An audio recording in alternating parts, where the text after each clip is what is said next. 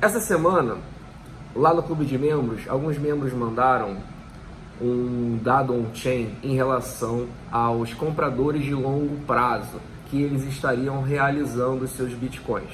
E eles mandaram isso através de um indicador isolado, um indicador simples de compra e venda. Sempre que aparece barras verdes nesse indicador significa que eles estão acumulando, barras vermelhas significa que eles estão vendendo. Então agora nós começamos já a ver algumas barras vermelhas indicando que os acumuladores de longo prazo estariam vendendo os seus bitcoins. Por esse indicador, os compradores de longo prazo, eles estão realizando os seus bitcoins.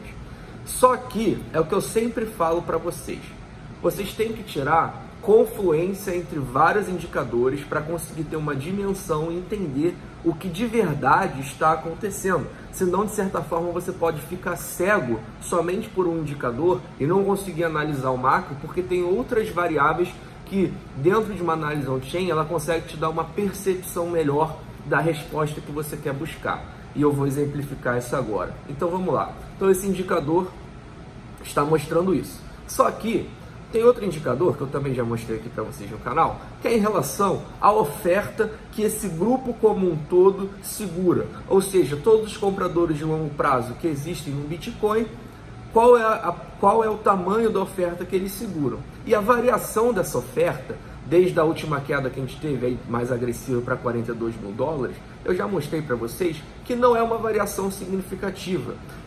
Se eu não me engano, foi em torno de 1,5% que esse grupo distribuiu, que esse grupo vendeu, desde aquela queda lá para 42 mil dólares. Isso é uma variação muito pequena, quase irrelevante. Alguns analistas consideram até mesmo estável, como se não tivesse distribuído essa interpretação desse dado on-chain. Então essa é a primeira coisa que você foi buscar confluência e você viu então que a oferta continua sendo uma oferta, a mesma oferta que eles possuíam praticamente no mês passado, ou seja, o indicador que indica uma venda dos compradores de longo prazo pode ser uma venda isolada sem muito volume. Na média eles podem estar distribuindo, mas uma venda com não muito volume. Mas vamos continuar mapeando e rastreando para tentar entender melhor. Depois, se você abrir, por exemplo, o que está acontecendo dentro da blockchain agora em relação à realização de lucro e à realização de prejuízo, vocês conseguem notar que atualmente o que está tendo maior volume de realização é a realização de prejuízo, principalmente ali na queda, uma semana depois da queda ali para 42 mil dólares, foi visto naquele momento muita realização de prejuízo. E se mantém até hoje mais ou menos dessa forma. É óbvio que diminuiu, porque realmente foi uma quantidade muito grande de prejuízo realizado naquele momento, e agora a gente está conseguindo ficar mais estável. Só que vamos lá, então vamos juntar tudo. Então você tem um indicador mostrando que os compradores de longo prazo estão vendendo os seus bitcoins. No outro indicador, você vê que a oferta segurada por todo esse grupo não teve uma variação significativa. E aí você vai para o outro indicador e vê que dentro da blockchain, desde a queda para 42 mil dólares, está sendo realizado muito prejuízo. Qual a conclusão que você pode tirar disso?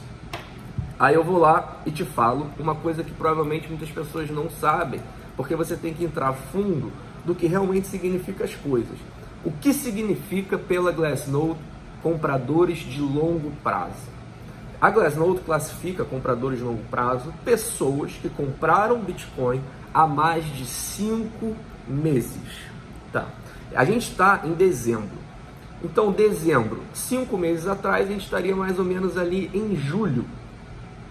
Então você começa a juntar todos esses fatos e você começa a ter uma percepção que é o seguinte: se a gente está vendo uma realização de prejuízo, significativa na blockchain, e os compradores de longo prazo, um grupo como um todo, não está distribuindo a sua oferta, que ele possui, mas esse indicador aponta que os compradores de longo prazo estão vendendo seus bitcoins, juntando isso tudo, eu cheguei na conclusão, dando a minha opinião, obviamente, a minha conclusão é o seguinte: essa realização de bitcoins, ela só pode estar vindo de um lugar.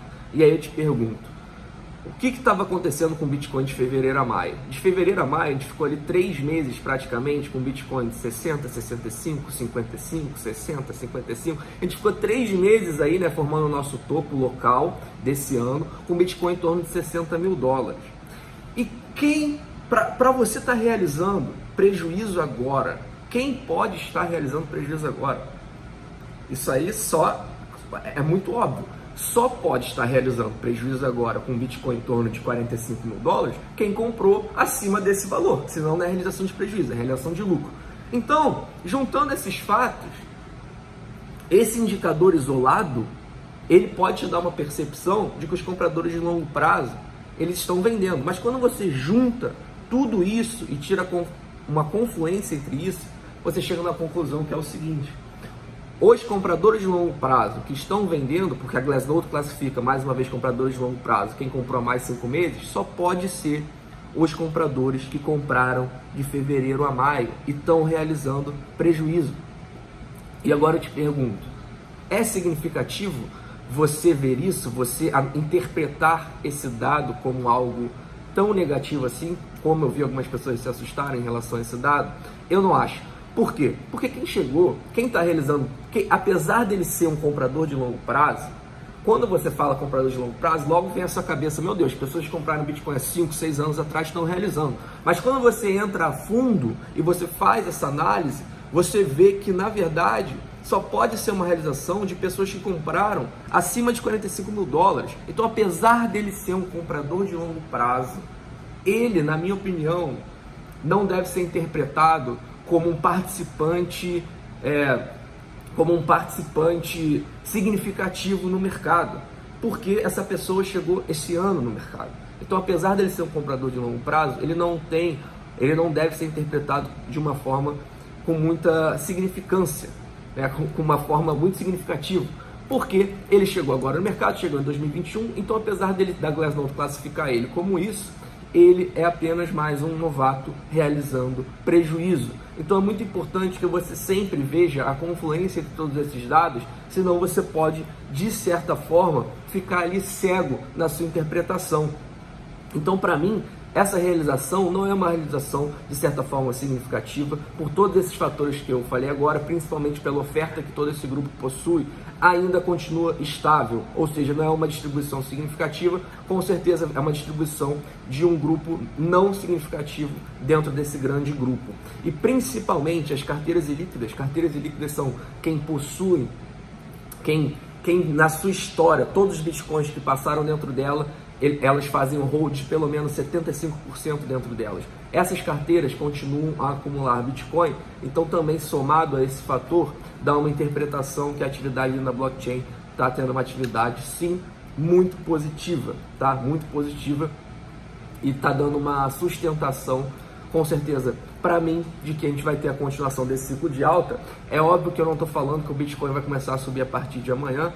Mais uma vez, e o que eu sempre falo, a análise on-chain ela é sentida a longo prazo, mas eu acredito sim que a gente vai ter a continuação desse ciclo de alta.